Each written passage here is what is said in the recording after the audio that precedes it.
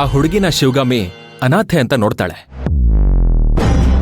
ನಾನು ಆ ಹುಡುಗಿನ ಅಪಾಯ ಅಂತ ನೋಡ್ತೀನಿ. ಆ ಹುಡುಗಿ ಅಷ್ಟು ಒಳ್ಳೆವಳಲ್ಲ ಕಮಲಮ್ಮ.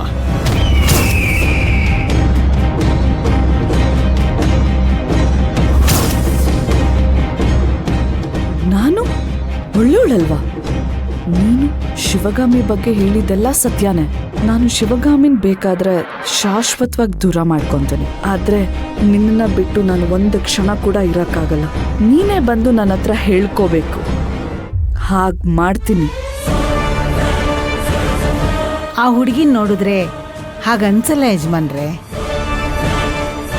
ಮಾತಾಡೋದು ನಡ್ಕೊಳ್ಳೋದು ಎಲ್ಲ ಅಮ್ಮೋರ್ ಥರನೇ ಇದೆ.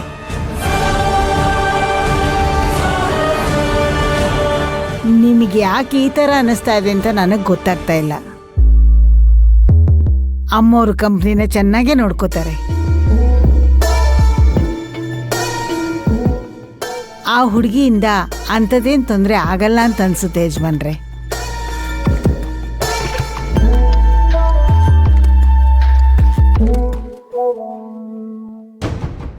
ನೀವು ಹೇಳ್ದಂಗೆ ಏನೂ ತೊಂದರೆ ಆಗಿಲ್ಲ ಅಂದ್ರೆ ಸಾಕು.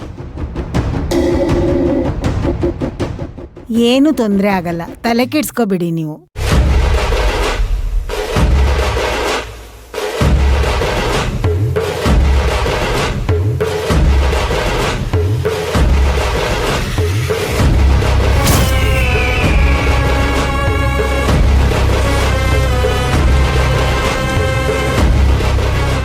ನಾನ್ ಸರಿ ಇಲ್ಲ ಅಲ್ವಾ?